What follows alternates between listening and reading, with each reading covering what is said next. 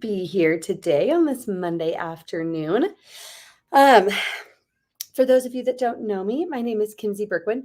I'm an integrative nutritionist in my online practice called Progressive Health and Wellness, where I help ambitious men and women who are struggling with their mental health or performance by taking a root-caused body-mind approach to optimize mental and physical health.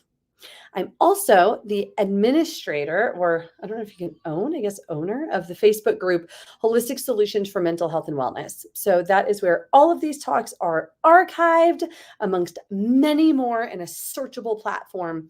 So if you are watching this on YouTube or on my Facebook or business page, make sure to pop over and join that group because that is where I share most resources. All right, so I'm going to keep this one short and sweet. I tend to go on in long live talks, but I want to make sure to provide some shorter ones that are easy to digest, which is perfect for today. So today I'm going to talk about the connection between H. pylori, Helicobacter pylori, and anxiety. I'm focusing on anxiety today, but please know that this can be extrapolated to depression, ADD, brain fog, sleep issues, and then, of course, all the digestive stuff like bloating and reflux and excessive fullness and constipation and all the things. So I talk a lot about the connection between the digestive tract or gut health and mental health. That is very well established in the literature. And I wanted to share a talk that was more specific. Instead of talking about just the microbiome, I'm going to talk about H. pylori. Part of the reason for that is because H. pylori is so common. So before I get into what H. pylori is and how it connects to anxiety, looks like we've got some people hopping on. So thank you for being here. So glad to have you. If you're hopping on right now, or perhaps if you're watching the replay later, please drop a comment, introduce yourself, let me know that you're watching. I love to know who's getting involved and also provide as much help as possible. So if questions, thoughts, comments come up, tag me in it and I will make sure to answer. Okay, so let's talk about what H. pylori is. Helicobacter pylori is the official full name. I will refer to it as H. pylori for obvious reasons throughout today's talk. But H. pylori is a pretty well understood bacterium. And H. pylori is a bacteria that can live in the submucosal lining of the stomach. And it used to be considered, let me get comfortable here. Okay, it used to be, I've got my lipstick just like smeared or something and it's bugging me. Anyways, it used to be considered an infection. Now more evidence is pointing to H. pylori being what's called opportunistic. So the difference is an infection represents the presence of a bug that is never normal to have, right? Certain viruses, parasites, bacteria, etc., never normal to have. Opportunistic, on the other hand, refers to a microbe that is normal to have, but it becomes problematic when it overgrows. So the opportunistic, I'm not even going to use the word infection, with opportunistic microbes, and in the case of H. pylori, a healthy stomach environment, a healthy immune system, and a healthy gut microbiome are all involved in keeping H. pylori levels in a healthy range.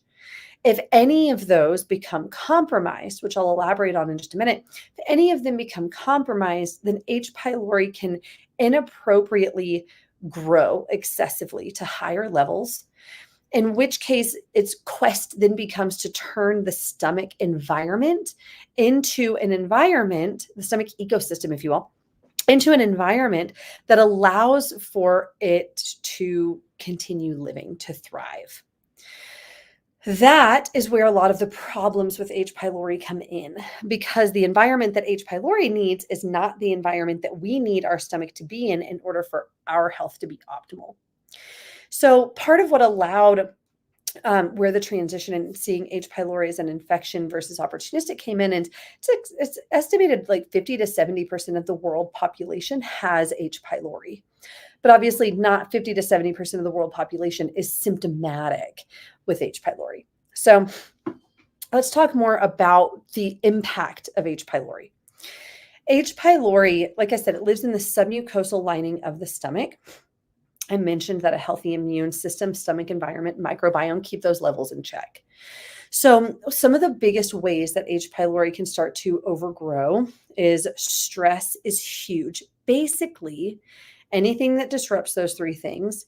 But something that we'll see frequently is like post-antibiotic use, certain medications that can influence stomach acid production. Stress, which significantly impacts stomach acid production by lowering it, and with reduced stomach acid. So keep this in mind. Stomach acid has a pH of 1. It's like one of the most acidic things on the planet. And so stomach acid, in addition to helping us digest food, especially protein, stomach acid is also very protective, right? H. pylori can't withstand it. So if we have healthy stomach acid levels, H. pylori can't overgrow. But then also stomach acid, if we eat a bad bug in food, let's pray it's killed in a vat of acid before it passes on to the rest of the digestive tract. So it protects us from potential foodborne illness. And then also the acidity of stomach acid helps maintain the proper pH of the rest of the intestines, especially the small intestines. So a too alkaline environment will promote and allow other microbes to overgrow. And that's where we start to see the connection to SIBO, bacterial overgrowth in the small intestine, and then further down the tract issues from there. So H. pylori, when I say that its quest becomes to turn the stomach environment into an environment where it can thrive, rule number 1 is reducing stomach acid levels. That's a problem. We need stomach acid to break down protein, to absorb key nutrients like vitamin B12 and zinc and magnesium and calcium and iron and like these major nutrients. So without enough stomach acid, we're not properly digesting our food, we are not properly absorbing nutrients, and we're paving the way for disruptions within the microbiome and digestive environment further down the track. In addition, H. pylori is very, very strongly connected to a host of other issues. So because of how it suppresses stomach acid, it also degrades, it inflames the stomach lining, the mucosal lining of the stomach. That then leads to chronic gastritis, which is just inflammation of the stomach, peptic ulcers, duodenal ulcers, but then also even stomach cancer. And there's different strains of H. pylori. Different strains they vary in virulence or aggressiveness. So stomach cancer, and then also symptoms, like uncomfortable symptoms. So some of the top symptoms of H. pylori would be reflux, acid reflux or heartburn, prolonged sensation of fullness. So you eat a regular amount of food, but you feel really full for a long time afterwards. Excessive belching, bloating, distension, bloating, constipation or diarrhea, nausea, this like gnawing sensation, how it's always been described to me by clients, this like gnawing sensation, pressure or pain in the solar plexus area of the abdomen. Let's see what else. But then we'll also find, like I've worked with clients before where we discovered one client's lower back pain was connected to H. pylori. Her chronic cough was connected to H. pylori. I've had other clients that go on to have like gallbladder issues and chronic pain and headaches and insomnia and anxiety. So that's what our talk is about today. Is to talk about 4 ways that H. pylori connects to anxiety. One thing I really want to drill home though is, again, H. pylori in and of itself isn't necessarily bad. It's normal to have, but it is problematic when it overgrows. And so that's where I was getting into the issues that it creates. Lastly, before I start to move on in the connection to anxiety, I will say, how is H. pylori tested for? Um, a few different ways. You can run a urea breath test. H. pylori will produce urea. So you can run a urea breath test through your doctor or gastroenterologist. It can be tested in stool samples or blood antigen testing. We run a stool test called the GI map stool test, which is by far the most sensitive way of testing for H. pylori I've seen. We've picked up H. pylori in clients that have been tested multiple times by their doctor through one of those other methods, and it wasn't showing up. And that's because the GI map test is a PCR test. So it's a DNA. It's measuring the DNA of H. pylori, not just a stool antigen, not a culture test. It's much more sensitive and reliable in picking it up. So that's how we typically detect it and then determine if we need to address it or not. Okay, so let's talk about 4 different ways that H. pylori is connected to anxiety. And I also, not just anxiety, I'm focusing on anxiety, but like I mentioned before, depression, ADD, poor focus, fogginess, poor concentration, sleep issues, and then all the digestive stuff. So, and I want to make sure to share some information that may be surprising to you. So I think 2 out of the 4 will be very intriguing for many of you listening, like the histamine H. pylori connection and the methane H. pylori connection. Okay, so number 1, let's start there. Histamine. H. pylori can trigger mast cells. So mast cells are like the army of the digestive tract of the immune system. They're highly trigger happy. They're like one of the first lines of defense. And if they detect an antigen, they start spewing. I just always picture that. I think it was a Warner Brothers. I don't remember. Was it? I'm blanking on his name, but he's always just like shooting off pistols. Anyways, that's what I picture. So when they detect an antigen, they start releasing over 200 different chemicals that mediate the inflammatory response. And histamine is one of them. So H. pylori can trigger mast cells to produce histamine. And H. pylori itself actually can produce histamine. We know histamine is not only part of the immune system, but it's a chemical, it's a neurochemical. It's a chemical that the nervous system uses, the brain uses to communicate with neurons. Neurons used to communicate with each other. So excessive histamine levels are connected to an excitatory state that is connected to anxiety and even panic attacks. So excess histamine that's being produced by or triggered by H. pylori is a major problem, especially when it comes to mental health. That's number 1. Also, really meaningful for anybody listening to this that has mast cell or histamine issues. So I've given a lot of other talks. I'm not going to go down that road right now, but I've given a lot of other talks about MCAS, mast cell activation syndrome, and histamine intolerance. So again, go to my Facebook group, Holistic Solutions for Mental Health and Wellness, and do a search in there for histamine, and all these resources should pop up. So that's number 1.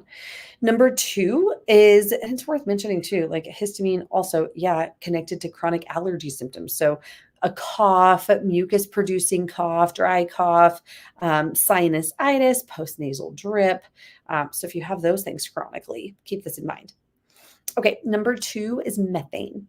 So methane is a gas that is produced in small amounts, relatively speaking, produced in small amounts in the gut, in the GI tract. But when there's an excessive amount being produced, which we typically, when we think of methane, we think of small intestinal methanogen overgrowth, or EMO. And in the case of EMO, that methane is being produced by archaea. So archaea is a different kind of organism that can overgrow in the GI tract, like the Helicobacter smithii, brevii is some of the more common types. But they produce they produce methane, and methane, biggest problem with methane is it slows motility. So it slows gastric and GI motility. So constipation, bloating, nausea, all very commonly connected to methane, excessive methane levels, alternating constipation and diarrhea. But then definitely we see the problem in the rest of the body too. Hypothyroidism and autoimmunity and fatigue and weight issues and metabolic issues and like a whole host of things associated with that. So coming back to H. pylori, H. pylori can also produce methane. It can also create disruptions in the small intestinal microbiome, as I was implying before, due to the reduction in hydrochloric acid and the maldigestion. It can create disruptions in the rest of the microbiome that can also lead to the excess of archaea and methanogens. So that's a problem. We've seen methane be connected to anxiety as well. One of the most common symptoms of emo is anxiety. So we can appreciate how methane affects our neurochemistry and neurotransmitter balance. Number 3, nutrient deficiencies. So I mentioned about how H. pylori inflames the stomach lining and also reduces the production of hydrochloric acid, both of which lead to a maldigestion, especially of protein. And keep in mind, protein is the building blocks to all of our neurochemicals. We need tryptophan, which is an amino acid. Amino acid is a singular that can lead the combination of which built into proteins. So we need tryptophan to make serotonin. We need tyrosine to make dopamine, right? So we need protein for healthy neurochemistry. So maldigestion of protein is a problem, and the absorption of major nutrients, like I mentioned before, B12 and zinc and magnesium and iron, deficiencies of which are all connected to anxiety and mental health issues. So nutrient deficiencies is another one. And then the last way is inflammation.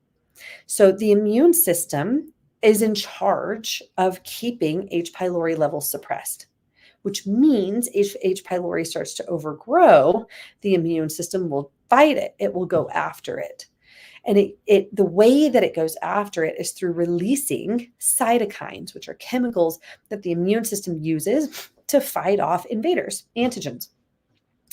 These cytokines not only inflame the stomach, but also can cross the blood-brain barrier and affect our neurochemical balance and microglia or immune cells within the brain, both of which have been shown to alter brain chemistry and favor anxiety and depression and brain fog, etc. That brain, it's the cytokine model of depression and anxiety is what that's called, when brain inflammation is at the root or at the core of mental health issues. So not good, right? And H. pylori, like I said, is extremely common. So there's a good chance somebody listening has it, knowingly or unknowingly. So what do you do? What can you do if you think you have H. pylori or you know you have H. pylori? If you think you do, my advice to you is to confirm it. So like I said, I really prefer the GI map stool test. It's the most sensitive that I've seen. At the very least, though, talk to your doctor about testing for it. Share what your symptoms are. Talk to them about testing for it. Maybe it'll come up positive. If it does, great. You have that information. If it doesn't, and you have a lot of the symptoms, then I really encourage talking to a practitioner that can help you with running the GI map stool test. Not only does it test for H. pylori, but loads of other information around the health of the digestive tract. So, confirm if you have it or not. Also, the GI map stool test looks at virulence factors, which is what I was talking about before about how different strains of H. pylori are more or less aggressive and tied to other issues like gastritis or stomach cancer or ulcers or something. So know what you're dealing with is number 1. Number 2, if you do have it, so conventional medicine, it's called the triple antibiotic therapy. They recommend an antacid and then I think 2 forms of antibiotics to kill H. pylori. It's intense. I don't think it's necessary, and it will definitely do a lot of harm, even if it gets rid of the H. pylori. Because if you remember, I mentioned the three things that contribute to its overgrowth is a weakened immune system, a weakened microbiome, and a suboptimal stomach environment. And so with this therapy, we're lowering hydrochloric acid levels, so it's not helping the stomach environment. We're wiping out our microbiome, and that will impact our immune system. So I don't love that. I don't love that approach. If you're doing it, I support it. You do you. At the end of the day, we just want to we want to rebalance the levels. But with that said, we have success using natural herbal remedies that are much gentler but effective. And they also support the immune system. That's the beauty of herbs and nutrients is they support the immune system. They support the stomach lining. They support the microbiome.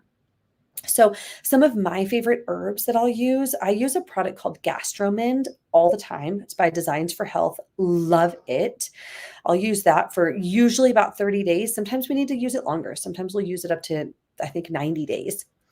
So I love Gastromend. Some individual nutrients though, mastic gum, phenomenal. Oregano, berberine, monolaurin. Those are some of the key ones that I use, I think, most consistently. There's another, the product is called Pylogard. It's a strain of probiotic. It is, oh my gosh, I'm totally blanking on what the probiotic is. It's Lactobacillus rhamnosus. It's a specific strain of Lactobacillus rhamnosus that has been shown to basically bind to H. pylori and eliminate it from the stomach. So that's a wonderful tool to have in the toolbox. I'll often use an herbal approach with that antibiotic. So we're hitting it with that probiotic. So we're hitting it from two different angles. That's great. That also supports the microbiome. Simultaneously, unless the person is showing actually, you know what, if the person is showing signs of gastritis, because that's so common, like reflux or the fullness or like a burning sensation, we really need to calm that inflammation and soothe the mucosal lining first. So also use herbs and nutrients that are effective for that, like deglycerized licorice and marshmallow and aloe. Zinc carnosine is also phenomenal for the stomach lining. That's important because, especially before starting some kind of antimicrobial protocol. Some of the herbs are a little caustic and can be a little harsh. The Gastromend tends to be well tolerated, and it also has DGL in it and some aloe in it, so that's helpful. But soothing that stomach inflammation may be necessary. Ultimately, we want to support stomach acid production. So with some people, if they don't have signs of gastritis, then we'll use sometimes apple cider vinegar. Sometimes we use hydrochloric acid. You can supplement with hydrochloric acid. We'll use that. We'll bring in digestive enzymes, lemon water in the morning. So bitters, like bitter herbs, sprayed onto the tongue before meals. All of those things will support healthy stomach acid production. I always recommend, if they're showing signs of gastritis, I won't use really any of those. And at the very least, we'll recommend stress management. So we do a lot of work around breath work and other forms of stress management, but especially at meal times. So the first step of the digestive process it starts in the brain. It's called the cephalic phase of digestion. Just being present with a meal and hungry and smelling the food and seeing the food elicits the production of saliva and hydrochloric acid and digestive juices from the gallbladder and pancreas. So I recommend that for all clients, like at meal times, be present with the meal. And what I do is have them smell the food to the point that they start to salivate. And that's when we know that digestive tract is becoming primed and hydrochloric acid is being produced. So with the people that need a little bit additional support for a potentially inflamed stomach, Generally start there, along with the soothing herbs and then eventually the antimicrobial protocols. If there's not signs of an inflamed stomach, then we'll start with the herbs, sometimes simultaneously, some of that soothing support, and then also digestive enzymes and hydrochloric acid support. I think that covers it. So additional lifestyle and nutrition recommendations. Fermented food, that's fun. Fermented food is wonderful because, again, a microbiome and immune system are important. Stress management is huge. As I mentioned before, that's one of the biggest causes of H. pylori issues. And all of these things will help with anxiety too.